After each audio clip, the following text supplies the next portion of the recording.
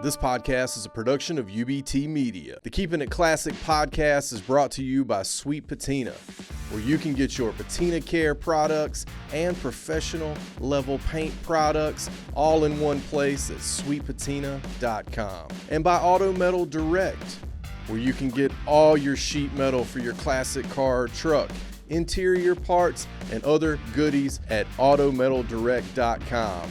More than metal. And by Tinworks Fabrication, where you'll find quality GM suspension components made right here in the USA with quality and passion for the hobby and the community. Check out tinworksfabrication.com to get all your GM truck suspension components today. And by Coaters ATL, your Metro Atlanta source for powder coating, ceramic, media blast. Head over to customcoatersatl.com and get all your coating needs at Custom Coaters ATL. I know. So did we do headphones when you were here last? I think so. I think we did too. Yeah. Yeah, we decided to drop them and have Sarah just monitor everything. I think it's better for well, it's not like you're like in a big studio or anything. Yeah, like the that in-room too, experience is much better.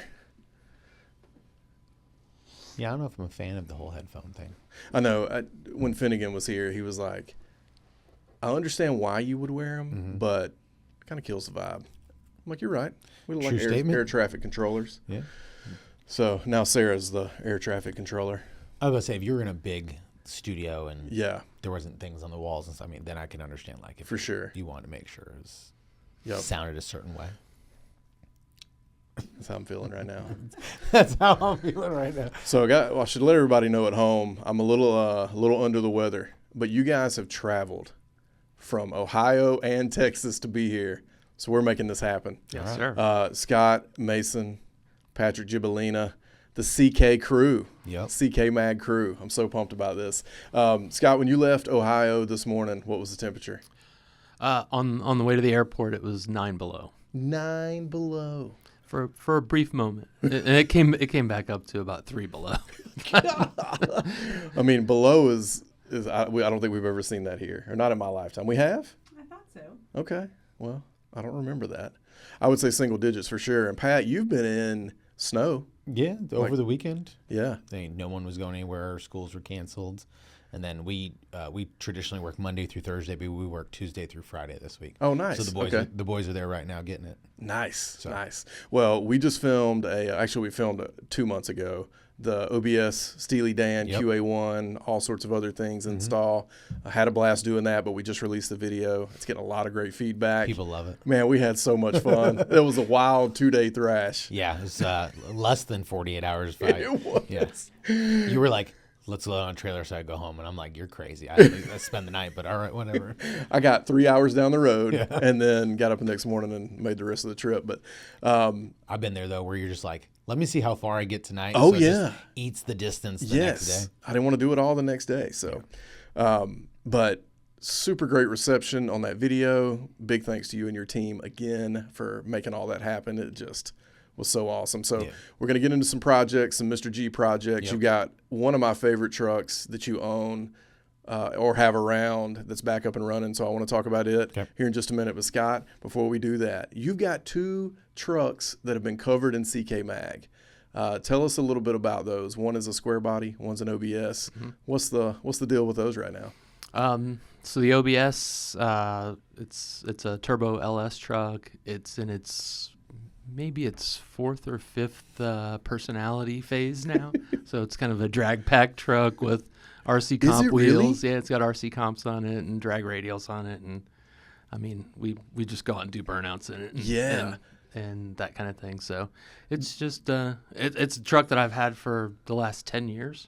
It's a unique color too, right? Do you know the color off the top of your head? If you don't, Pat probably does. It's not Bahama blue, but it's I think it's called medium bright blue metallic or something like that. It's a 92 So not color. a super sexy name, but a really cool color. It's the same color as 22. that 9,000 mile one I had. Yes. Same color. Yes. Yeah. Medium. Yeah, that is on that poster. Yep. Or banner in your shop. Yeah. Yes. It's in CK Mag. Yeah. Right. That's right. very unique that it's a one color, not a two-tone. Like that color is common with a two-tone truck. So I think the first time that truck caught my attention, did y'all do like a fit of 315 or something like that tire? We did. In that magazine? We did. How did that actually work out? It worked. Yeah. It worked. And the tech feature on our website is probably it's not probably, it is our most hit page on the website. For sure. If you Google 315 OBS, it comes up first in Google every single time. Yeah. So, what a cool little SEO thing you got it going works. there. It definitely worked. But, so any future plans for it? Are you keeping it kind of drag packish for now?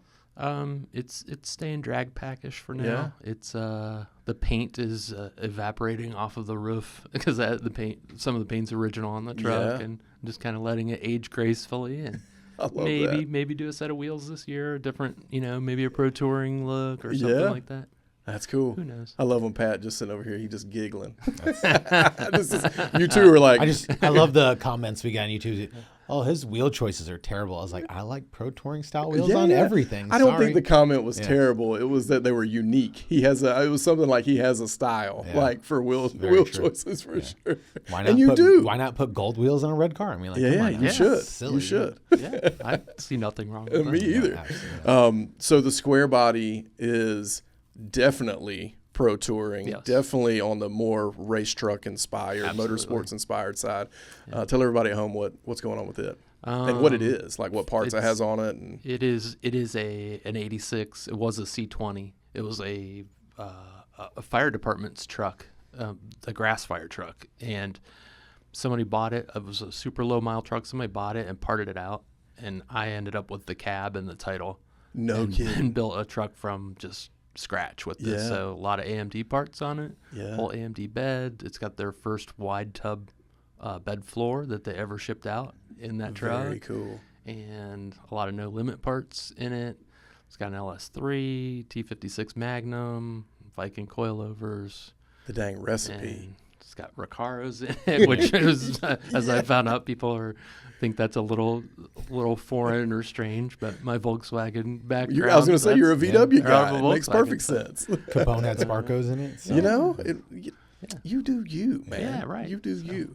They fit me. What wheels and tires are on that truck? Or what wheels are on that truck? So it's got BC Forge on it, and yep. it's got 20 by 12s in the back and 2011s in the front, and Continental tires, and killer setup. yeah. And the truck is red, like you said, Yep. so it's like it was an old fire department truck. Yep. And you had the front clip and the bed sort of patina matched. Is that what happened? The front clip I found on Marketplace and swap meets. It's off of 3 different trucks. Yeah. And then it has brand new doors on it and a brand new bed that Jerome Boris did all the patina work on. So yeah, and that's important to say.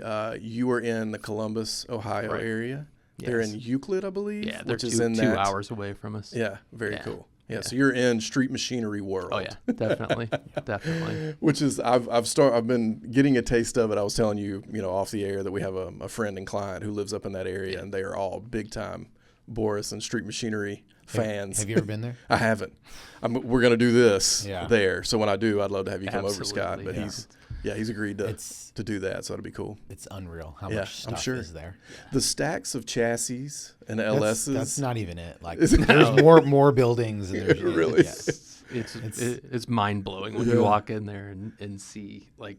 It's just impressive how he keeps all that stuff in his head and how he has a guy who owns a business and like how many real businesses is Boris running over there. It's like chassis, hot rod shop, paint stuff. I mean, there's like all the 100 different stuff. things going on. Yeah, it's crazy. So, before I even knew who Boris was, as an aside, before UBT messing around buying 67 to 72 trucks, first thing I bought was a block kit to lower the rear of the truck on a trailing arm truck 2 inches.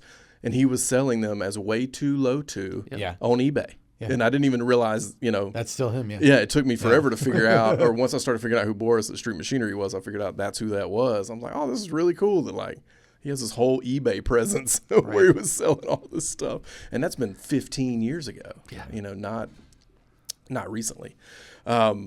Well, that's cool. So the square body, really cool recipe. Have you gotten to drive it a lot yet? Yeah. Or you?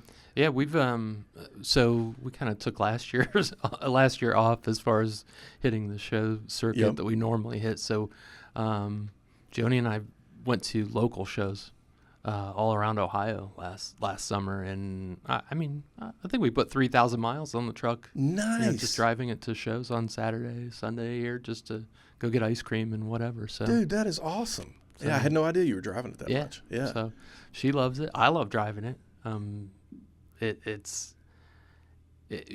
we're in it, she constantly says, I can't believe this was a pile of boxes and a pile of parts. Incredible. She goes, I just can't believe that I'm actually riding in something and I haven't died yet. Yeah.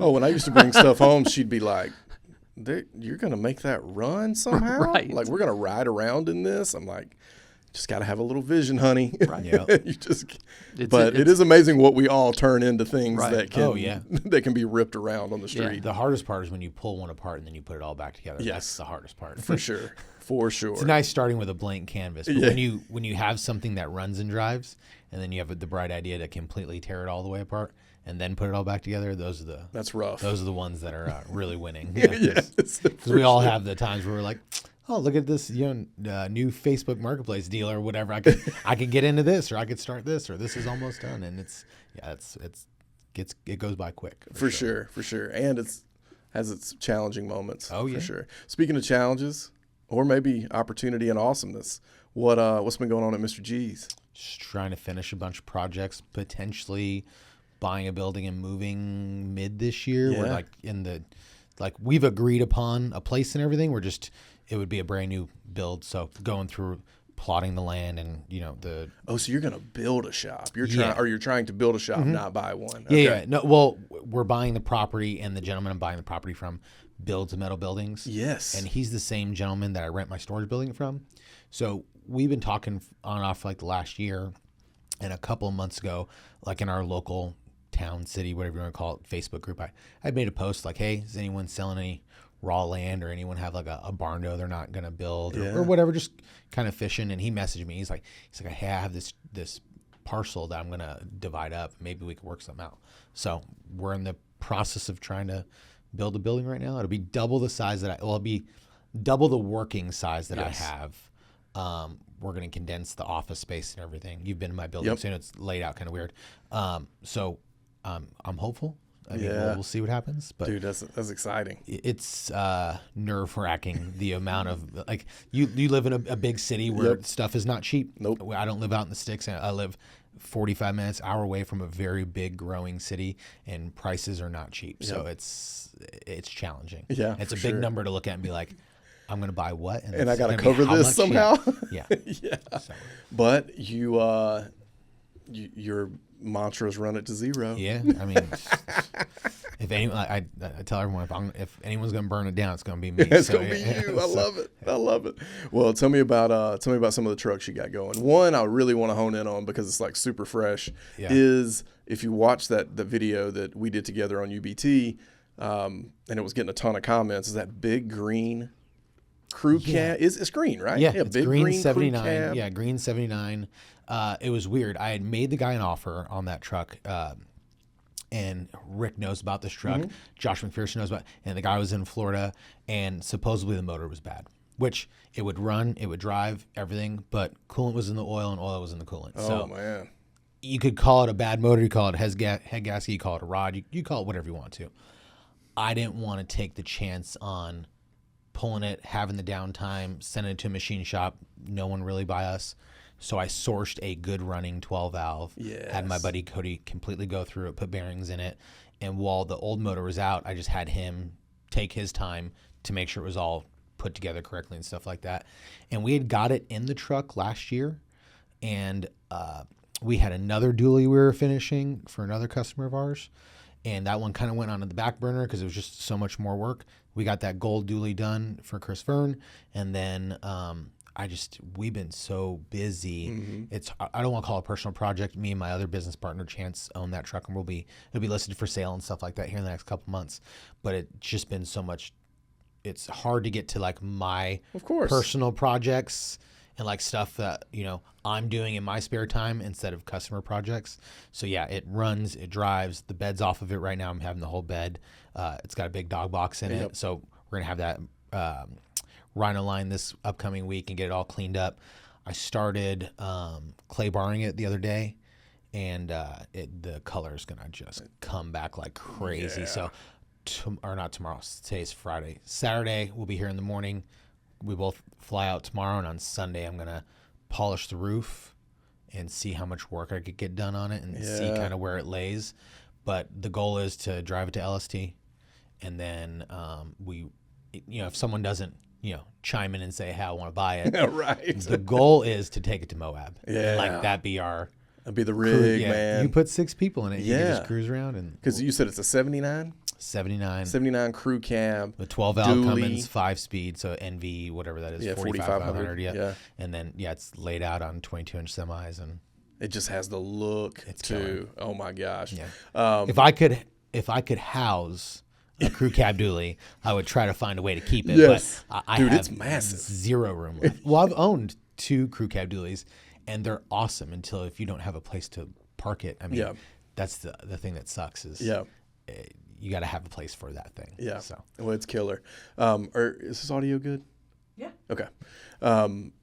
The other thing I wanted to talk about was you have a mixture of C772s. You got some AD trucks in there.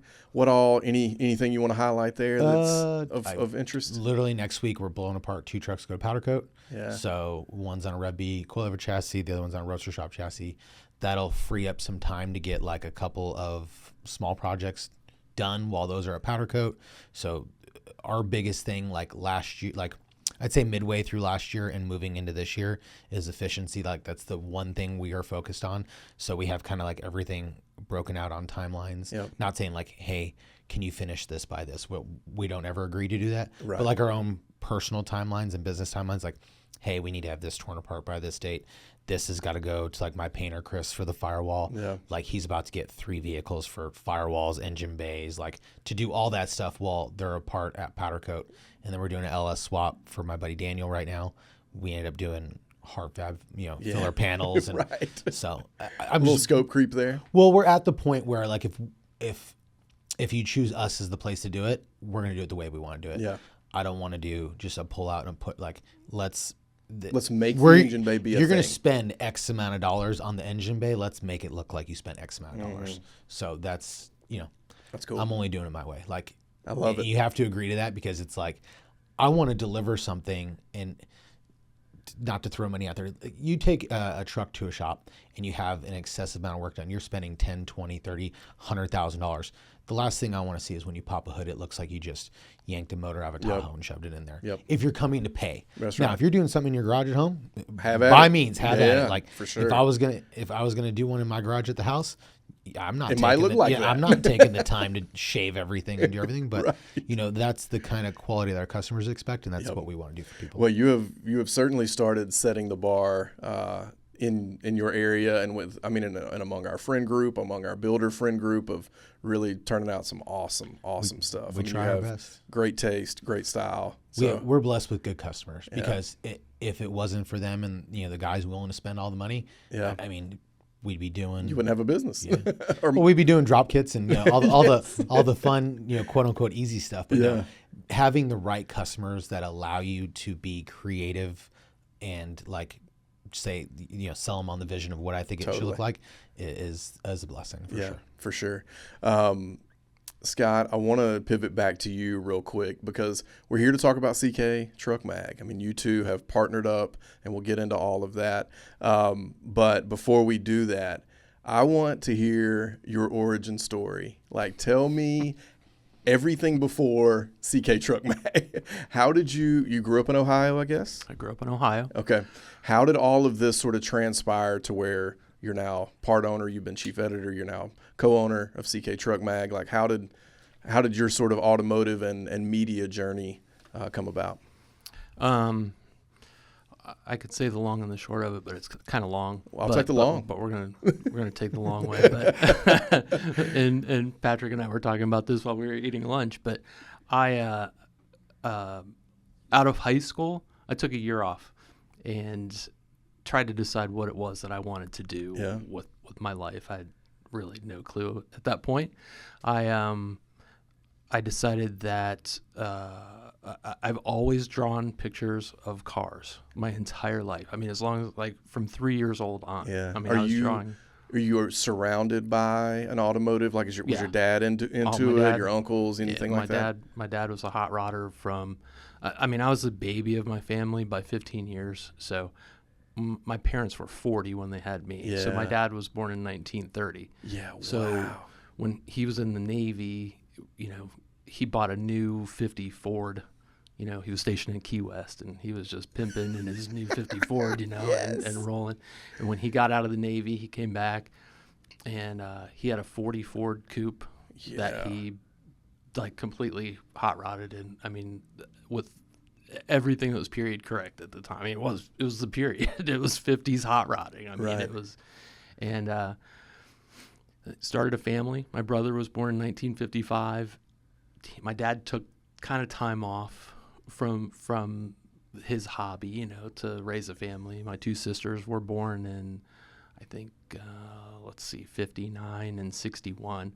So and my dad had become a union sprinkler fitter. Yeah. So when his work was a little slow or seasonal, he would work on Volkswagens. In 1961, started working on air-cooled Volkswagens on the side and just killed it. So everybody in our area, if they needed a valve job, they needed whatever, they came to see my dad. And that turned into, he would buy wrecked Volkswagens and fix them and flip them. This was all through the 60s and early 70s. Man, you were witnessing the development of a hard core. Well, yes. All right, okay. So he was, developing this insane interest into one of the most hardcore, passionate, like, automotive sectors, like Volkswagens. I mean, there's some hardcore folks out there. And along with that, I mean, he was an Oldsmobile guy. So I came home from the hospital in a 67 Olds, whatever. I guess it was a 425 police interceptor engine car. A family of four with a 2-door car. That's a hot rod. That's it. So perfect. And he was into motorcycles. Always into Honda motorcycles, and that's what I saw as a little kid. Growing up. And my brother, my brother graduated in 1973. Total hot rod. I mean, and I idolized my brother. So everything that he did, his first car was I think it was a 72 Pontiac Ventura Sprint Nova. Right. And I mean, I remember that car as when I was 3 years old. I remember that car. And he had tons of cars. He had vans, Corvettes, Camaros. He had a new 74 Z28. He had square bodies. He had an orange 77 square body that he bought brand new, and several others. So, I mean, I was just immersed. Yeah. So, I mean, I was drawing pictures of my brother's cars, his friends' cars, and just at the building time, model cars. Did you know that was cool? Like you were that these vehicles were cool, or it was I was not cool. I mean, were these? I mean, I guess it was that time period where a lot of these vehicles were probably inside 10 years old. Yeah. But so they still had the new factor. But did you realize? Like, I mean, you wanted to draw them. Were you just drawing them because like that's a cool car, I'm into it, or because like you knew that hey, that car is something special, I'm interested in it? Yeah, I mean, they were special. I mean, going back to, let's just say, I mean, I'm old, so I was 5 in 1975. Yeah, so you're born in 70. Yeah. So my brother's friends had 69 Camaros, 69 Chevelles. I mean, they weren't old. They weren't old cars, but they weren't expensive cars. Yeah. It was stuff that people bought to drive to high school. Yeah. But I was like, which is wild to think about now. Yeah, but I knew that 69 Camaros were cool. I knew that 69 Chevelles were cool. My sister's boyfriend in high school had a black 57 Chevy 2-door hardtop, and it was like, and it was a 327 4-speed that he'd put in it. And I was like, it was kind of a piece of crap at that point, but it was still like, that's what he drove to high school. Yeah, dude, driving around in a Tri-5 manual car. Come on. So I'm just, drawing pictures of everything that I saw, and like getting better and better. One of my sisters is a great artist, and I kind of emulated her, what she did. Not she didn't draw cars, but she drew. She was a fantastic artist, still is.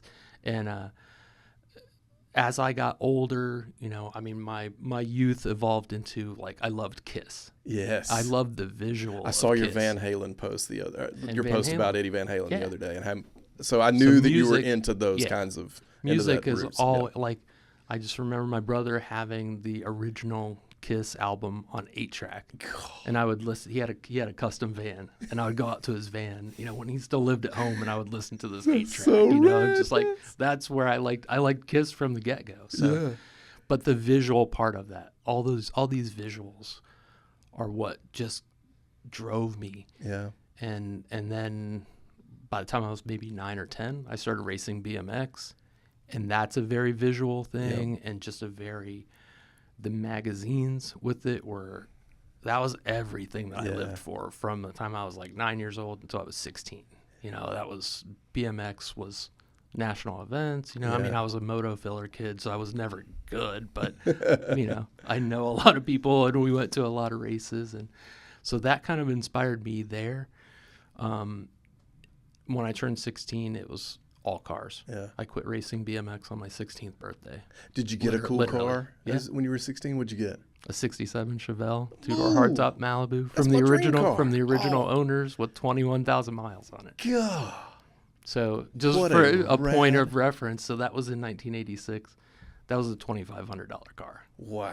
Yeah, that car would be Added 25,000 zero starting. for It a was junk one now. Gold, Just to get gold started. with the white top, gold interior, 283 Power Glide. Just Wow. but like beautiful car. Yeah. Oh, and hey, real quick, we're doing a new giveaway, a truck giveaway. It's a 1967 K20, 3/4 ton 4-wheel drive. And I'm calling it the Hammer Down giveaway because it's an old, well-drilling truck from the state of Washington, eligible to participants in the USA and Canada. Head over to unitedbytrucks.com/giveaway for all the details, all the rules to entry. Every $5 spent is an entry. And as always, no purchase necessary. Again, head over to unitedbytrucks.com/giveaway for all the rules. And it was an old car at the time. Like people were like, Why do you want this thing? Why don't you want a Mustang GT? Why don't you want a Fox body or something Escort GT or something? I'm like, no, this is what I'm after. Yeah. Man, what a rad car. Yeah. So you turn 16, you get a 67 Chevelle. Let's take it to graduating high school. You take that year off. Where do you go from there? So I take that year off. Then I finally okay, I'm going to school for graphic design. Yes. That's the only thing I know how to do Yeah. in life is draw pictures. So let's go do this. I did it. I went to school for one semester. Yeah. and decided that school wasn't the place for me. I tried to transfer to a couple other schools, found the waiting lists to be very long. Decided to just kind of strike out and get a job. Yeah. And I landed a job doing sales at JEGS. Okay. Yes. In the retail store. Yep.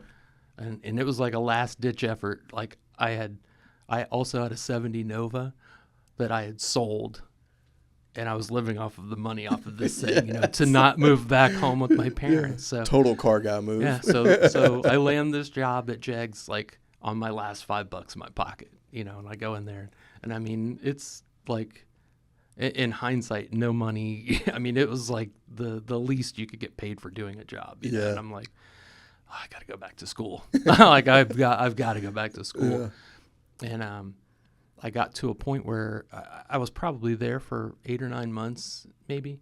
And I said, "Yeah, I'm done. I quit. I gotta go back to school, whatever it takes." And the general manager called me and said, "Hey, I want you to come in, and I want you to talk to our marketing manager." I said, "Okay." I said, "Why?" And he goes, "Well, was this literally like around the time you were quitting JEGS? I had some vacation. Yeah, so you're using up So your vacation time. I was watching Price is Right. Yeah. And the phone rings and I pick Back it when up. you could take it or they'd have to pay it to you. Or Yeah, whatever. right, yeah. So So I said, well, why? Why does he want to talk to me? And he said, well, you've brought drawings in and some of your artwork in, and he recognizes that you have some talent, you know, and he just, you know, wants to see maybe you can do something else, you know, use your talent. What and an awesome. I said, okay. So I went in and he said, yeah, I need somebody to make signs for the retail store, you know. Oh, okay. What does that entail? And he said, well, do you have any Macintosh experience? And this is 1990. And I said, no. Yeah, this is when they called it Macintosh, right. not Mac. Right. Or exactly. just Apple. Yeah, or just Apple even. Yeah. Well, and at that point in my life, like in high school, our high school had like Apple IICs, Yes, you know, like a TRS-80 or just super basic, you know, and it literally was programming basic. And I said, that's about, I'm like, do you know how to use a mouse? And I said, no, I don't know how to use a mouse. And he said, do you think you can learn? And I said, absolutely, I can. And he goes, well, I want you to come in and start doing this part-time in here, work in the store part-time, and we'll see where it goes. And so JEGS is based in Ohio? Yeah, in Columbus. Okay, in Columbus. All right. So you're there on the ground floor. All the leadership is there. When I started working there, I think the company had 50 or 60 employees. Wow. It was and they had produced maybe 5 mail order catalogs at that point. Okay. The mail order catalog was in its infancy. Maybe a year it had been out when they started doing legit, you know, full-on mail order. There was another, just as a sidebar, there was another contractor that did the catalogs for them. So that wasn't really done in-house at that point. But I came in, my boss said, here's this Macintosh. Okay. I didn't even know at the time. I mean, it was like, in that time, it was probably a $15,000 or $20,000 computer. Like a serious investment. Yeah, it was a Mac II CX. I remember it like it was yesterday, you know, and it was like, he's like, that's a freaking hot rod, dude. You know, I'm like, okay. We're setting you up right here. Right. Yeah. You know, so he goes, it's got Photoshop. It's got, I think at the time it had PageMaker was what we're using for layout. And it's got freehand on it. And he goes, just teach yourself how to use it. Like, okay. So I went to the bookstore and bought the Photoshop 2.0 Bible. This was 2.0 version of Photoshop. So I bought this Bible that was, 3 inches thick, and I just started. He goes, you got the keys. You can come in here. You can stay as long as you want. Learn how to do it. Do whatever you want, man. He goes, sky's the limit. I said, okay. And I mean, I was there till 11 o'clock, like every night that I could stay there learning.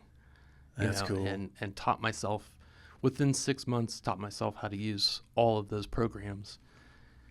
And within another 2 or 3 months, I was producing the catalogs for the place and doing all the Photoshop work and all of the just everything. And it just built and built to where I was doing, the company hadn't run ads in magazines at that point in time.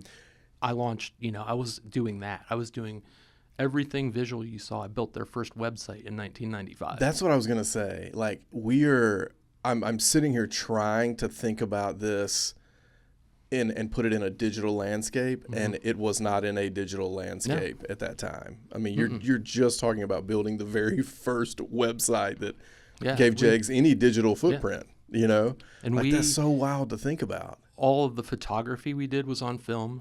We had a Hasselblad, film camera. We'd shoot 120 in a little studio in our office.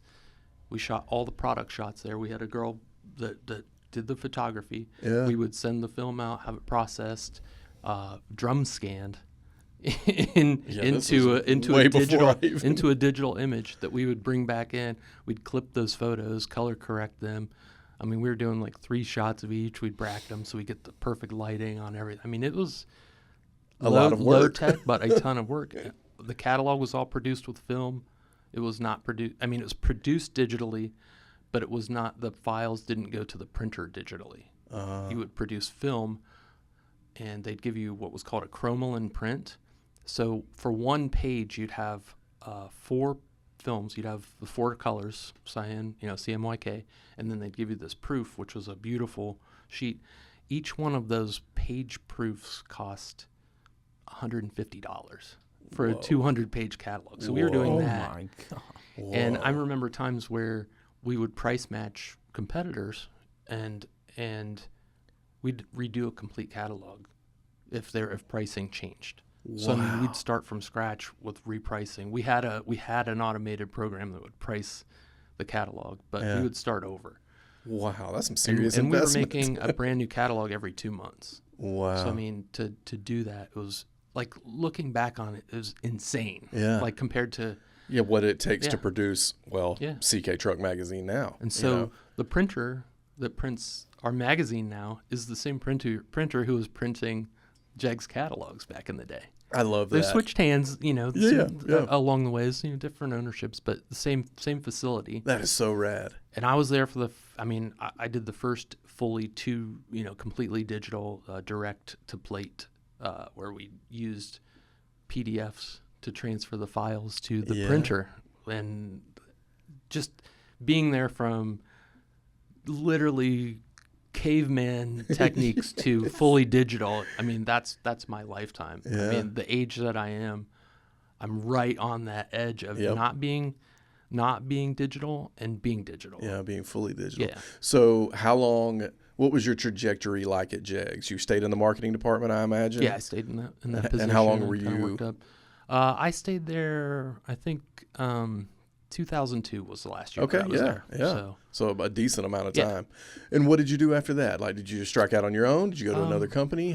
I was courted by another local business, a company that they sold exotic cars, like bought and sold exotic cars, and the owner still has like a very impressive collection of cars. Like he's some insane cars, like some of the Coca-Cola cars that you guys might be familiar with, the Bob Aiken cars, the 935 and very 962. Cool. He owned those cars when I was working for him. And wow.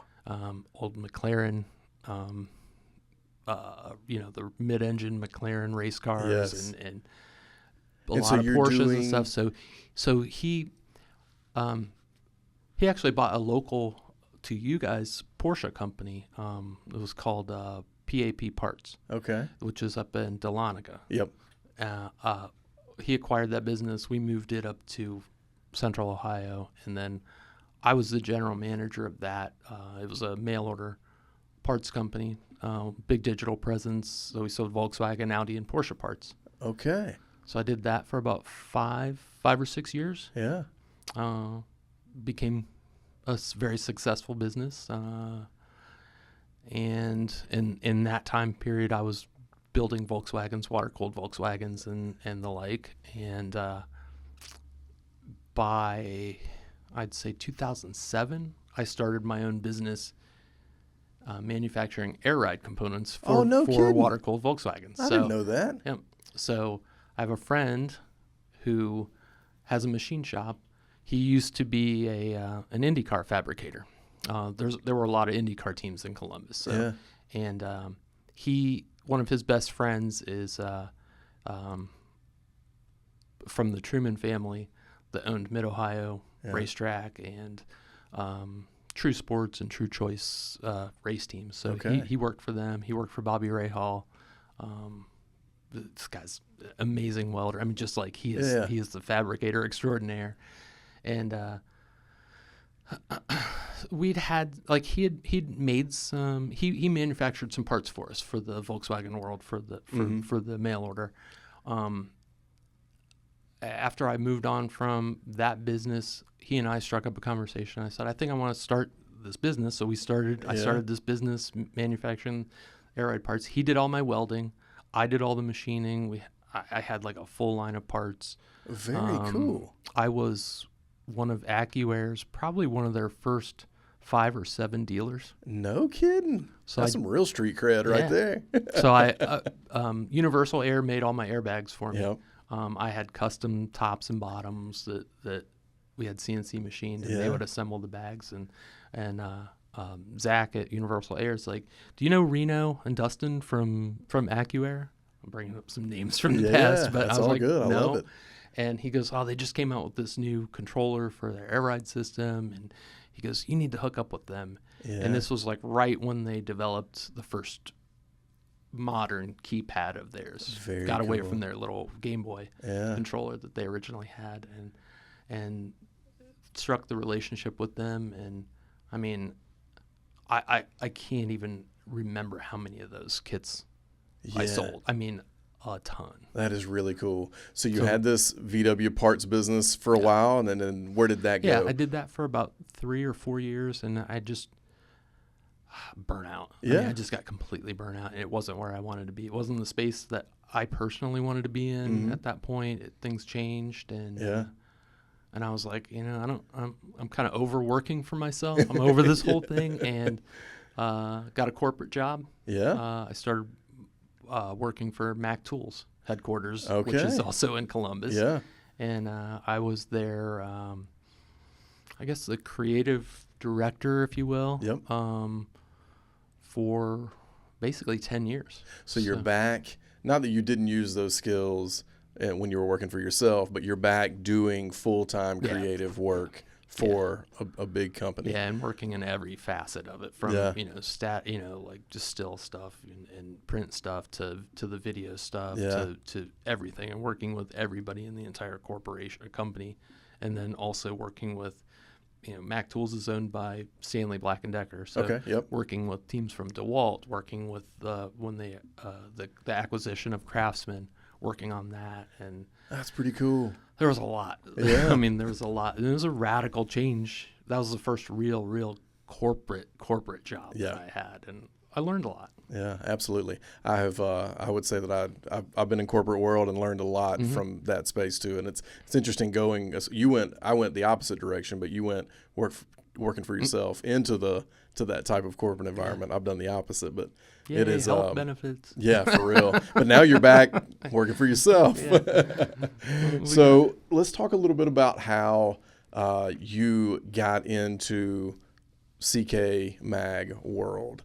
I first met you through all of this. I think you even made a comment recently. Did we meet at Dino's for the first time? Yeah. Was that that would have been in 2000? No, 2020. Oh, yeah. Yeah, not 2000. Man, I'm like 2000, I was still in high school, wasn't going to Dino's yet. Yeah. I was going to make an old joke, but I refrained from doing so. So I think it was 20, it would have been 2020. 2020. Yeah. 2020 is weird. That's when we all wear masks and stuff. Yes, that's right. Supposed to. Yeah, COVID. Yeah. Yeah, that's right. I think it's the first year we all went. Yeah, I think you're right, Pat. Yeah. Because we took Elmer. That's right. And then I had the Blazer. You drove the Blazer? Is that the first year you drove the Blazer? I think it is. Yeah. Yes, it was. Yeah. I think it is. Yeah, because we had just finished it and drove it out there. Well, yeah, driven into LST. And then you had a little bit of time with it before That's right. You're right. Yep. So CK was the thing then in 2020. When did you come into working for them? So, just to end the Mac Tools thing, they cut back. I got cut in 2019 and spent some time figuring out what I was going to do again. Sure. And that was October of 2019. And right at the end of October 2019 was when Motor Trend dropped the bomb on all of their remaining magazines that they were printing. So that's when they cut it at SEMA. They cut it to 4 magazines. And like, whoa. That became... At the time when that happened, wasn't really there wasn't any sparkle in my eye about it. I'm like, man, that sucks. What came to be was there's an opportunity here. People still want what they're missing. Yeah.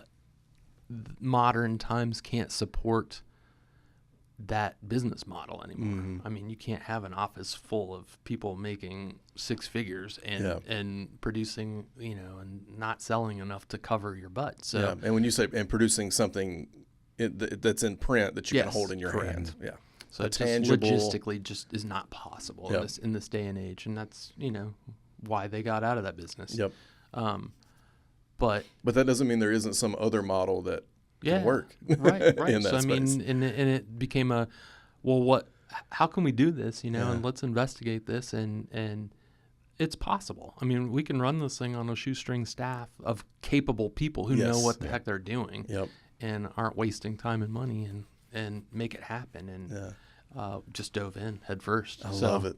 Like it. I mean, I didn't have any choice. I mean, this is I had to pick a way to make a living at that point. So, I knew enough about it. Am I at my root a truck guy? I wasn't. I mean, I have owned a truck and have owned trucks and love them and know everything I need to know about them. But that was where I dove in and started going to shows. Yeah, you're a creative guy, and that's what you need to produce a magazine, a quality magazine, a quality book. You got to know enough about it to be able to present it in a halfway knowledgeable fashion. Yeah, sure. I mean, so you can smell a rat.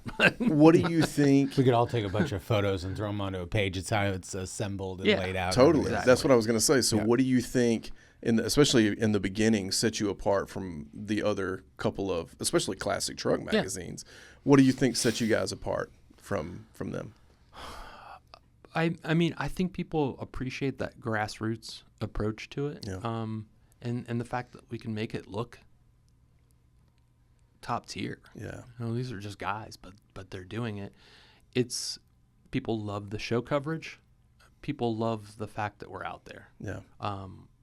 And I mean, I keep saying it. I'm just a guy. I'm just a guy that goes to truck shows and likes to hang out and do that. I get to carry my camera around, and it is work, but the people that it's the best kind of work. I mean, that's how the two of us met. You know, so that's where these relationships come from. And Joni and I were talking about it, over the last couple nights, and it's just like, this is what we do, you know, and like after taking last year off, we miss seeing the people, we miss seeing our friends, and we miss seeing this. So absolutely. But what sets it apart, I think, is just it's the quality. It's the paper. We wanted to make this something that people would keep. Yeah, that's what I was going to say is the quality of the paper, the quality of the cover.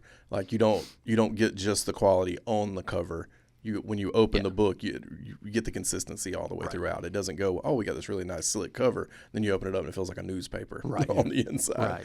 What did you learn from your past about putting together? Like I've heard you both, Pat and Scott, talk about stitching even before we came on air. Like what did you learn about the quality of stitching, or how does the different methods of stitching a book together?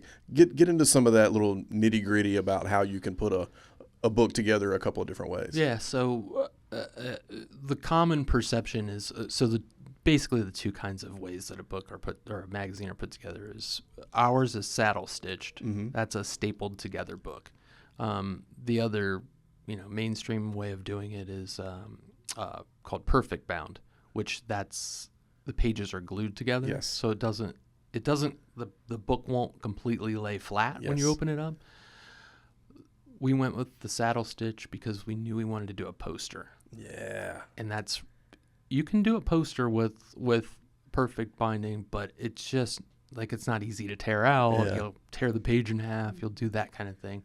So we took some concessions. We kind of like compromised a little by doing it saddle stitch, but we have a cool poster. Yes. And people hang the posters up. Yes, they do. Like my little girl loves to get them and look at them. Like she doesn't necessarily hang them up in a room, but she'll get them out and open them all the way up and look at them. And I think the thing that makes that such a, not the poster, but the way it's bound or the way it's stitched, is that you can literally get almost every single centimeter of that graphic, of that truck, of that picture that is in there. You get to see the whole thing. You know, you don't have this much cut off at the bind. That's because exactly it's glued. And I mean, I will admit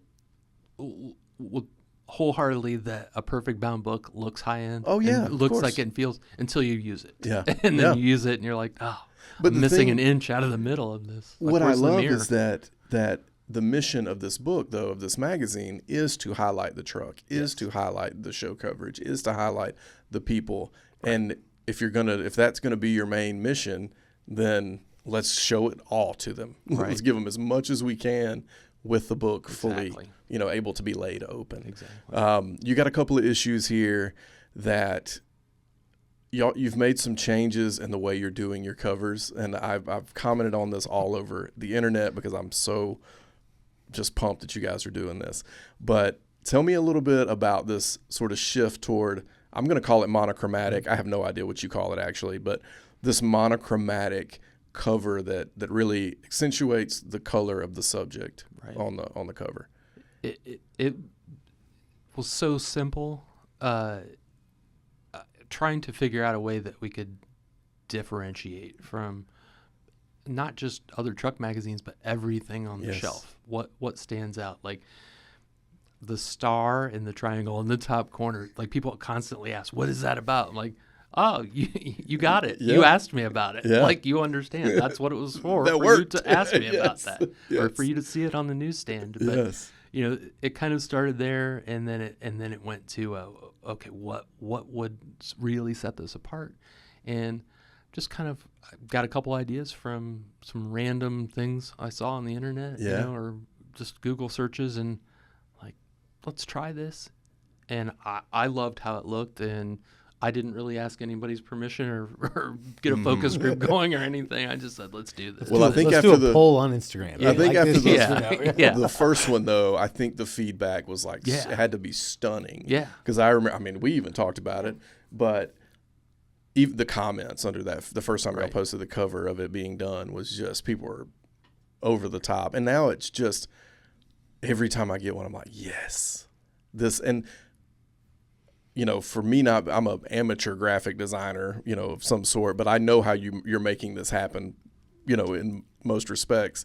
And it just hits this creative note that I think is so just perfect, especially when you're dealing with your subjects are classic trucks that have unique colors. A lot of them, Right. Even this red, it just makes the red on this, I think it's an OBS Tahoe or It's a crew Crew cab. cab. crew cab. It makes it just feel that much more rich. Right. And then when you've got one that's a seafoam green or a medium blue, it just enhances it so much more. Right. And you're right. I think it gives it that visual pop that you're not getting or seeing in other magazines, other Right. books. You can let me see that. It's too hot. Is it? Yeah. The old GoPro. Gotta love that. Yep. So you don't think it was the battery going dead? Nope. Okay. But so let's talk a little bit about the rebirth that you guys are going through with CK. So Scott, you've been an employee, a creative director up until recently, since the beginning of the mag. Is that right? Mm-hmm. Yeah. Correct. Okay. So now you're kind of in a totally different position, and Pat's come alongside you, and I want to talk a little bit about that because y'all have hit the reset button, and I think everybody's feeling it, everybody's seeing it. We've got the 2 latest issues right here on the table, and they're just lights out good. Can you give us a little bit of idea of how all this has come together? What's the rebirth all about? Yeah. I guess I could chalk it up to an opportunity. Yeah. That was presented to me 3 months or so ago, and we acquired the brand for in its entirety. Yeah. All of the ownership of it, and We meaning who? Patrick and I. Okay. That's awesome. So Congratulations. yeah. And it kind of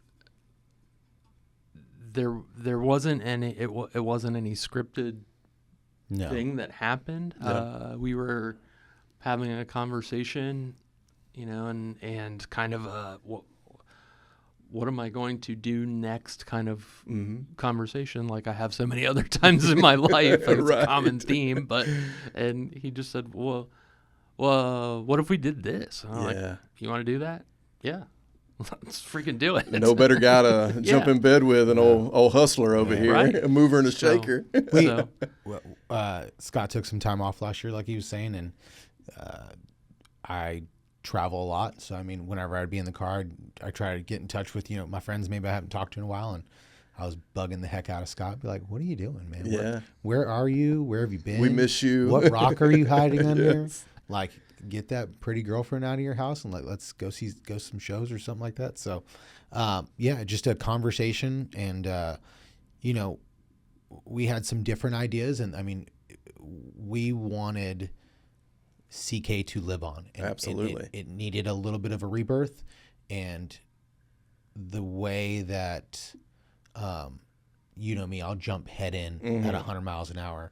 I'm happy, Scott. We took some time, really got the right game plan together. Yeah, because I must say, like, me and Patrick were literally, I'm going to get a little inside baseball here. But me and Patrick, when was that?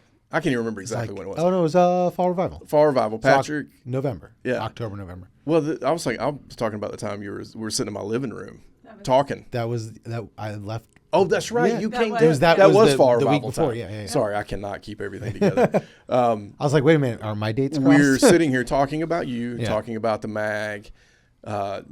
Sarah, you know, obviously loves this magazine, knows who you are, has some thoughts about it and all of that. And we were just having a conversation about, you know, hoping that it continues. And at the time, I didn't even realize any of this was happening. And Patrick is sitting over there with the biggest grin on his face, but never says a word. And I respect you so much for that. Like, knowing when to just, you got to keep things under wraps. And it when he finally called me months later and said, hey, this is what we've been working on. This is what we're doing. I was so proud that y'all were able to keep it quiet, to have that time that you just mentioned, Pat, to get a game plan together before anybody even learns about this. You didn't go foot first on the marketing and the public side of the strategy. It's like, what can we do to make this magazine successful? And then we'll worry about the marketing piece. Like, we want to make the best business decisions moving forward. So it was looking at when's the best day, obviously.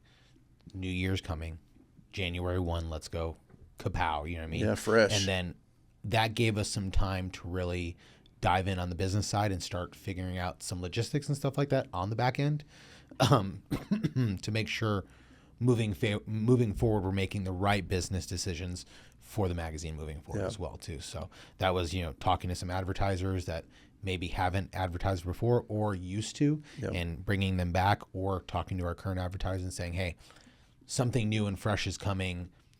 You know, do you want to be a part of this? Or do you want to continue to be a part of it? We want you to be a part of this, and do you want to maybe be a bigger part of it and stuff like Yes. that? So we made some strategic, you know, phone calls in the beginning and want to make sure we had the right people on board. And I mean, me and Scott, we're going to support each other as best as we can, but this doesn't happen without, you know, the amazing people that we get to work with. 100%. So, I mean, we did Ronnie's podcast last week. I told everyone, like, we really didn't take any money from anyone. We wanted to make up to the subscribers what they missed November, December, drop a double book in January. That way they got their 2 issues that they were owed. And then we talked a little bit about the printing schedule. We're going to print 6 times a year instead of 12 times a year, just to save costs and, you know, just to make better business decisions.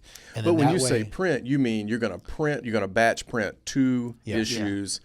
They'll mail out on their normal time. So it's still 12? Correct. 12 Still 12 magazines, issues. 12 issues. Thank you. I couldn't get the right word there. 12 issues, but you're batch printing each time, essentially. You're printing 2 issues every time you print. Yeah, and it comes down to, Makes like, great sense. Yeah. Right.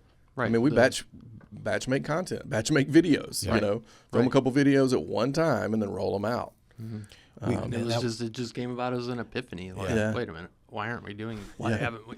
Let's do this. Yeah, because then you've got more volume, and that can reduce the cost that you have in making the book at one time. And when you're ordering paper, and when you're just the logistics behind everything, just kind of set the rules. And we wanted to have a real game plan getting into this and moving forward. That way there's nothing that pops up where, like, oh, we got to do this, or we got to do that, or, you know, this is going to put a stop on this. We really want to make sure we knew all of the moves moving forward before we say, hey, or before we told everyone, say, hey, we're going to do this. So. Well, you've got somebody, Patrick, from your perspective, you've got somebody that understands and knows this this game, this industry.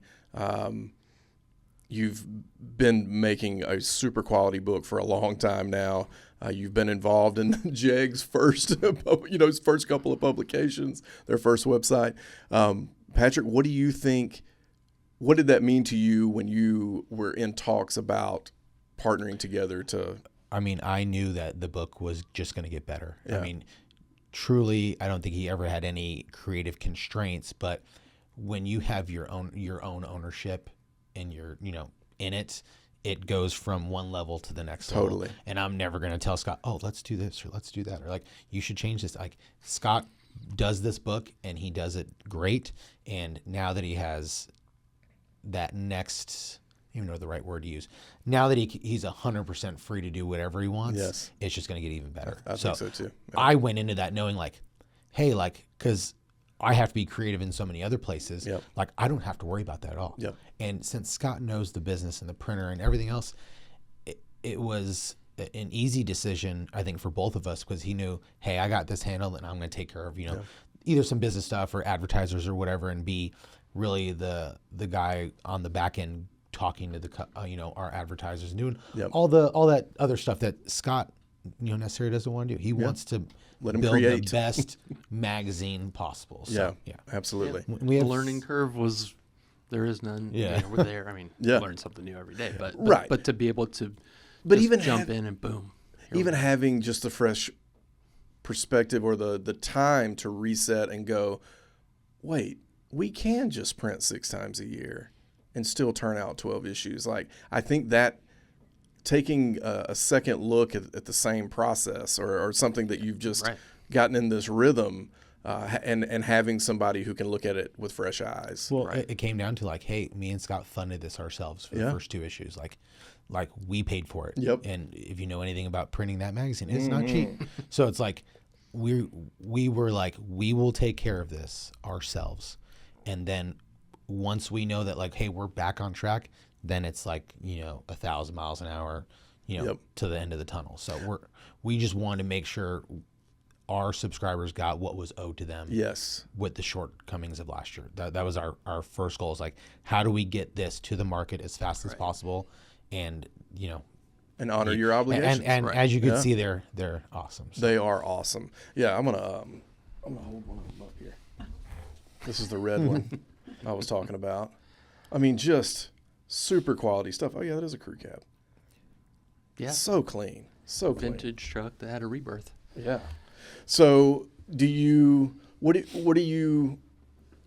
any goals for the future that you can talk about? Or are you really just, hey, we're just trying to execute this game plan for 26? What are you thinking right now? We want to definitely expand a little bit, get into more of the, social media is a big part of our life. And totally. Video is a big part of our life. And,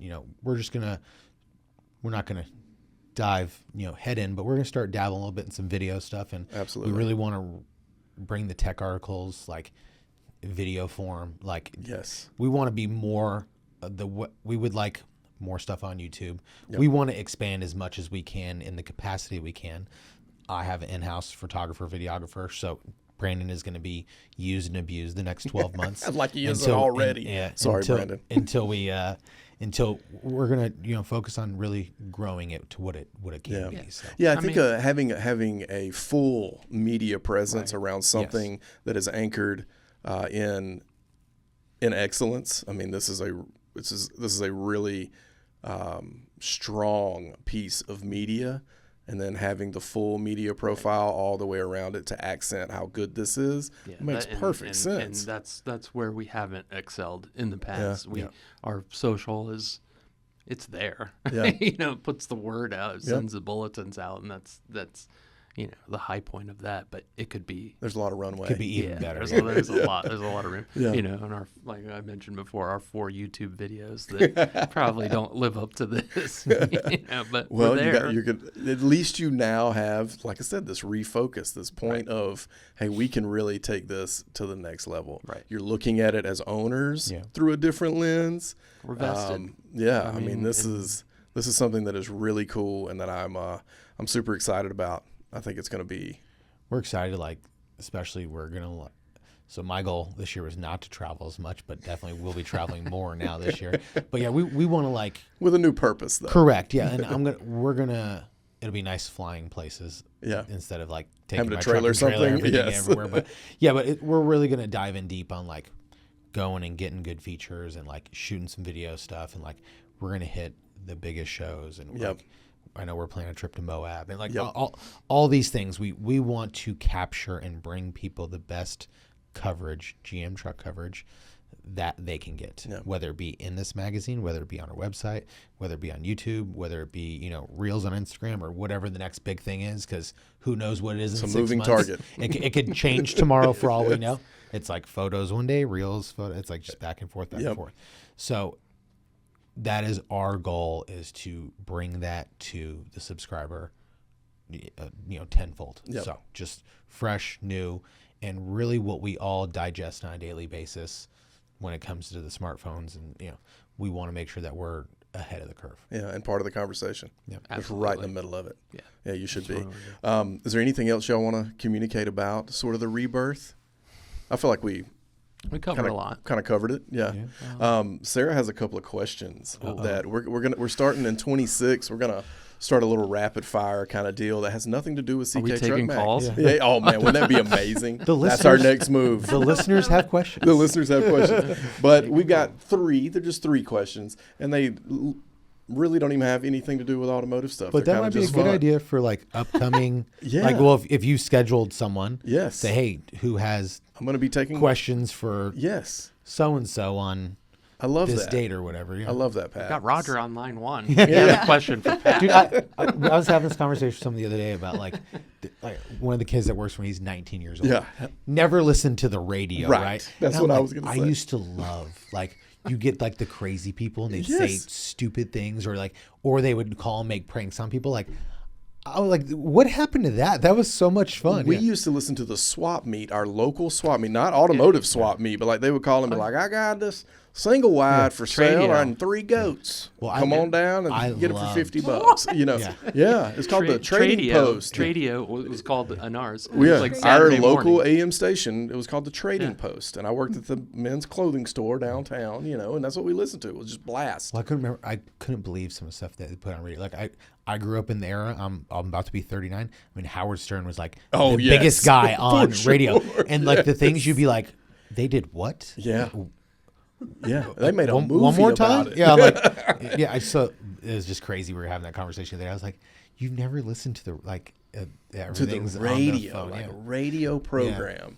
I still listen to the radio. But I think we all do, but there's not like a radio show anymore. Yeah. Like Delilah. Yeah, you get it on kind of the political side. I don't. You lost me with that one. Just like your Father of the Bride reference the other day. Oh my You're God, doing great, hilarious! I watched that. I was like, how has Robbie never seen that movie? We watched it, and I still don't remember it. Also, just wait. People will pipe in about Delilah. They will. I could even sing the. This is what you bring to the podcast. Talk to us about it in the comments. Is your GoPro back on? Yeah. Sweet. You better get to asking these questions. Okay. Are y'all ready? And we're going with Scott, then Pat, then me. Okay. What are you listening to right now? Like in the car, at the gym, in the shop?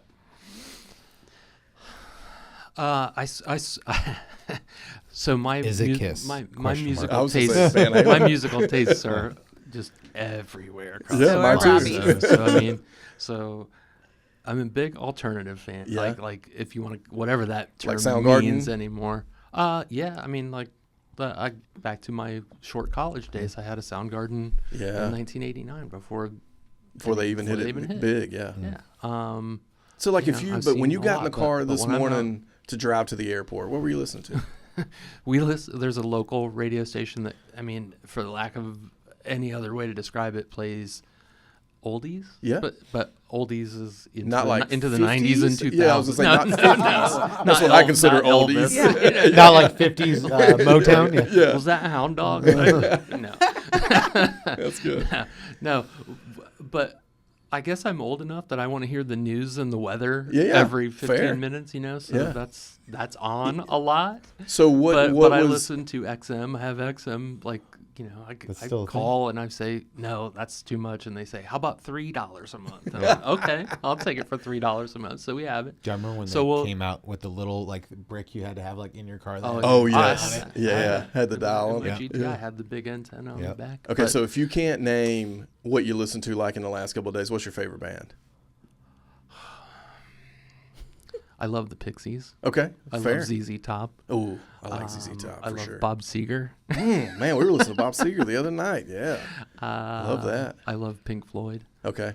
I love Def Leppard. Yeah. Okay, we're gonna cut it there.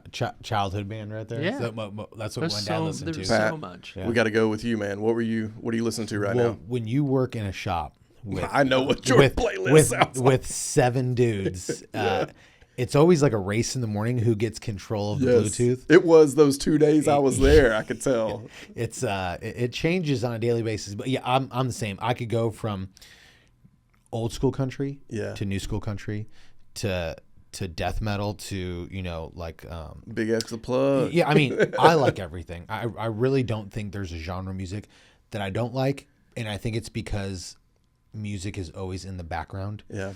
Now, what am I listening to? Like if I'm on an airplane. Yeah, what you listen to on the way over here? I saw it. Like some hard stuff. Yeah, like, hardcore stuff. Some Under Oath. Or, which is we're kindred spirits. Yeah, like if I'm, but I was trying to get some work done too, so I needed like something to like close out all the other noises. And I think that's why I have to listen to white noise at nighttime because I think it's too quiet. Because I'm so used to it lets your mind something run free playing in the background. Yeah. Yeah, this is the last thing you want at nighttime is my mind to run free. That's a 100 tabs, idea. remember? 100 tabs. Well, then I can't sleep. Then I'm just like, what? Did I do this? Did I forget to do this? Did I forget to call that guy back? Like, it's just like your brain just starts moving. Yeah. But I mean, I couldn't say, hey, this is... Yeah, I just want to know right now. So that's good. You were listening to some Under Oath on the way. Literally, if I pulled up Spotify, like the top, like whatever it is, 8, it'd be from one end to the other end. Mine too, for sure. I'm listening to Muscadine Bloodline right now, which is a newer kind of country duo. They've been around for like 10 years, but they're having their moment, and they're Southern boys. They're from Mobile, Alabama, doing some great things. So that's what I'm listening to. What you listen to, babe? Well, Millie and I like to rock the K-Love channel, which Ooh. is Christian music. My niece loves that. Yeah, we love K-Love. And then Little also Jamie McDonald. Yes. Left it at the river. Heard it on this morning on the way here. Yep. Anyways, yes, that's what we listen to mostly. Okay. And anything that Robbie's listening to. Which last night was old he Emerosa. manages. Ooh, man, Johnny Craig, Emerosa. Yeah. Oh, so good. He manages usually the music, and Millie is like listens to anything that you like. I always feel guilty about that. Like the weekends, Val and I go to church, and like we'll get in the car, and like your Spotify like automatically, and you're like, this is completely a different environment. We were just in 30 seconds. Exactly. Exactly. 100%. Yeah. Oh, you gotta have a variety. Yeah. Exactly. All right, hit us with the next one. Okay, you're snowed in since like literally everyone's been snowed in. Everybody's been snowed in. Last weekend. What are you reaching for? Like, what's your go-to snack? Just top of your head, what's your go-to snack? Before the snow hit, we ordered 2 pizzas and like 4 subs from the place Smart that we move. love just to stock up on Yeah. it. Like we're eating pizza and subs all You want to give weekend. them is it a We local did. place? You want to give them a shout out? Or Yeah, Doug's Yeah. Pizza. Awesome. In Newark, Ohio. Very cool. Fantastic. Great people. That sounds What about perfect. you, Pat? What'd you snack on? I'm not a. You went to the gym during this snowstorm last week. Well, in the month of Boo. January, it's supposed to be carnivore month, and me and a couple of the guys did that at the shop. So I was literally eating meat all month. Yes. So I fired up the smoker on Sunday, and I made ribs, a smoked pork butt. But I think on Saturday, I made a ribeye. Yeah. I was locked in. I did the whole month. I knew you would. But I want to lose like 10 pounds. So, I mean, it did work. I'm down 12 pounds. So Nice, thank dude. God Good for for that. you. Looking great. But it's. I love ribeye and I love steak, but man, eating Same. it every single day Got to is- get tough. Yeah. Well, I mixed in like the eggs and like other stuff like that, but it is. Last week I started to incorporate some fruit, and I was like, oh my God, this is amazing. Because I like needed something. I was something else has got to change. It's so sweet. Yeah. So Well, I was starting to get the cravings at nighttime. I was like, I bet. well, and I get them anyway. You can ask my wife. She thinks I'm a complete sick person, but at nighttime I'd watch like food videos on YouTube just to torture myself and be like, that's gonna taste so good on January 1st. And I did it every night. You mean February 1st? Yeah, February 1st. I'm like, and I would do it every night to like mess with my brain. Like, you can get through this. You just got to suffer through watching whatever the heck they're making right there. It looks amazing. Yeah. So every night I did that just to torture myself. Yeah. That is torture. Yeah. Well, I am a total, sweet tooth kind of guy. I'm into the Pillsbury break and bake cookies.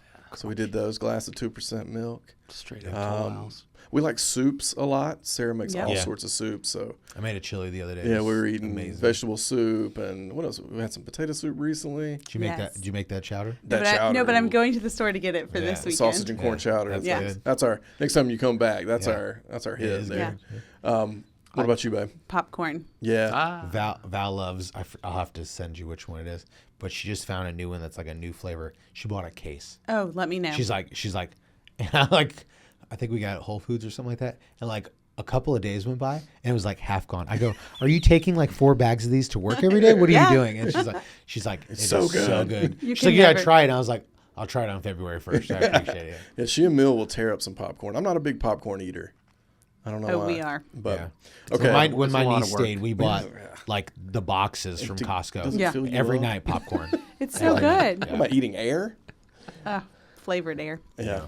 Okay, this The next little one. pirate booty though. Yeah, Very good. Millie's all over I think that. it's one of those brands, but it's like a different flavor that just came out. She like obsessed The with it. popcorners are a little easier to deal with. True. Yeah. But The the same kettle taste. corn ones are so good. Yeah, We're gonna have a whole put all episode the on bad popcorn, stuff apparently. on it. Yeah. Millie wants to do a road trip. Snacks. Yes, I Yeah, know. We're gonna so- do it. We meant to do it over the holidays. Ooh, that's Okay, we got a that's last good. question. Slide that to me.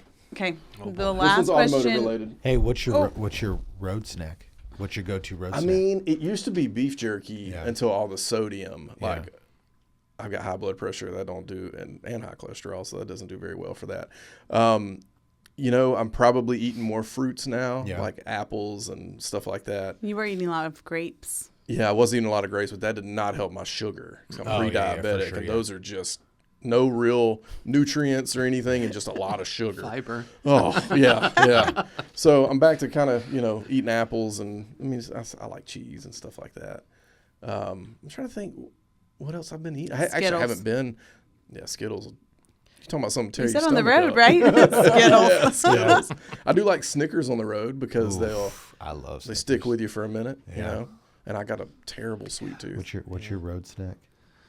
God, we'll stop at Buc-ee's and Oh, yeah. like, do the, Yes. we do the let's try everything. Yeah, if you live by Buc-ee's, that's the one thing I'm very thankful for, that Texas has a ton of Buc-ee's. Yes. But every time I need to head west for us to get to I-10, Yep. there's no Buc-ee's. Yeah. So that's a You're nice missing- thing, but but it's it's a a nice bad thing thing. because like every time we go to Buc-ee's, we honestly spend like $100, and it's like, what's the stuff that I'm going to get that I probably shouldn't eat? Yes. Or you get a soda that's like this big, and you're just like, I'm a sucker for their dadgum, the barbecue, but it's Brisket. It's not the brisket. It's the chopped barbecue with the sauce on. oh yeah. That is super sweet. Yeah. Remember I It's told y'all so the good. breakfast is I know. slept on at we Buc-ee's. we eat that a lot. Like we'll go and get their little breakfast burritos. Oh, and Yeah. so that good. stuff's so good. Okay, last question. Here we go. Okay. I have a visual. Which vehicle would you choose for a cross-country road trip? A 1951 advanced design 6-volt, 3-on-the-tree straight 6 All OG. truck, Oh, or and it has to be 100% original. Yes, it has to look just like this. or a you pronounce it Yugo Yugo. GV. I literally looked up the worst, the least dependable car. Like he in Googled the what 80s, is. and it's this Yeah. Yugo GV. So I have firsthand experience. I figured you with would the because you were Yugo showing TV. me these VR6. It kind of looks like that. Kind of a rip. Back in my apartment dwelling days, a neighbor had one. Really? Had a Yugo, and the spare tires under the hood, like on No top of the kidding. engine. It sits on top of the engine, so Wow. he would be out like flossing this car, like polishing it and stuff, and I'd be like, "Rod, come on, man. It's a Yugo, Come on, man. but it's sweet." And I'm like, So what are you he would picking have here? he would have the hood open, and I would say, "How where's the engine? I just see a spare tire. But anyway. What would you pick? Oh, the truck. 3 on the tree? Truck, Yeah. 100%. What about you? 80. I own a truck that's 3 on the Yeah, tree. I own multiple trucks that are 3 I on the would tree. obviously prefer to own this truck, but a cross-country road trip, I might try the Yugo. Well, a little room. Well, hold on. Are The we 3 on the talking? tree, Are we man. talking? Is that truck new? Am I doing it in 51? Are we talking about like no, today? now. Today, that truck, 3 on the tree, 6 volt, not even 12 volt, like not You upgraded. could probably find all the parts if you had to fix it. Still at a parts store. you could, for that sure. You go. Something Good happens. luck. I don't know if you're That's fixing true. it on the side of the road. That's true. No. Yeah. I just, the 3 Russian. on the tree for Those were- me, oh, If you're on the freeway, you're gonna keep that's it true. in third. Yeah. That's true. Yeah. Oh, absolutely. Now you'll be going 55, 60, 55 depending at on 3,000 yeah, RPM. Yeah, it'll be like the great race kind of thing where you're just Anyway. kind of I mean, that 50. might be factual in the Yugo too. I don't know how fast you're going in that thing. But apparently where they built those Yugos was in Russia or Yeah, yeah. Slovenia or Serbia? I think it was But Serbia. it was like in a but previous to them building those cars, or maybe after that, they built AK-47s No kidding. in the same From facility. Yugos wow. to Is this AK-47s? pre like first gen GTI? No. No, That's I was gonna say, it's like that's a- 87. It's like a Yeah. complete rip off. It This does was look this that was way. Yeah. this predated the Hyundai Accent or whatever the Yeah. next cheap I car knew you was would that know came something along. about Yeah. this car. That's my This time, worked man. out perfectly. It almost looks like a They were Ford Escort everywhere, though. hatchback almost. Were they really? Yeah, they were everywhere. Yeah. I mean, you could buy that car for like, I think they were like $2,500 or Yeah. $3,000 new. So I Doesn't mean, surprise me. people bought them. When I was looking into that, Haggerty had and I didn't read it, but the subject or the title was, is this $9,000 Yugo GV the best or the worst money you could ever spend or something like that? So they're still getting a pretty bad rap, Yeah, even to this day. We didn't get the Lada here, you know. Yeah. But, yeah. I mean, if you've ever seen those, like the fenders are made out of like Formica, basically. Really? Seriously, they're made out of like chipboard. Do you go They- down the German like countertop. 50s to 70s European cars? They made some wild stuff. Wild stuff. Well, I love the. We'll the just say that we're lucky the Eastern Bloc didn't have an EPA. Yeah, for yeah, sure. right. Yeah. I just love the dichotomy of like we're truck guys, we appreciate trucks, and then, but a difficult version or Right. of a truck, and then the least Well, dependable. people may not know this car. about me, but I drove a 20th anniversary GTI to high school. Did you really? Yeah. I don't think I knew that about you. I love Volkswagens, Me not too, to the man. not Yeah, to not the that. love of Yeah. Scott or maybe like our buddy Phil, but Yeah. I love and I appreciate them. Me too. Even so much so in the last couple of years, I joined the Facebook group and I was like, oh, I should buy the car I had in high school, right? I do So remember you telling me I that. looked Yeah, like yeah. for that exact same car, and I'm just like, oh, I'm gonna let that die on that hill. Yeah, we're just gonna let. I that would be love to for a have minute. it, but it's like, Yes. I'm good. Well, I really appreciate you guys flying in for this. This has been a lot of fun. I'm super excited about the trajectory you guys are on with CK. It's so cool that you two have teamed up, and you two are great guys. Love you both, and I'm so pumped to see this go forward. So Yeah. We're really- looking forward to working together and Yeah, man. doing something, Whatever we can and do. on the Yep. media side and everything else, and Absolutely. where we have like so many ideas we'd really like to capitalize on. Yeah. Yep. 2026, everyone will see. People call it 2.0 or the Rebirth or whatever you want I'm to just call calling it the Rebirth.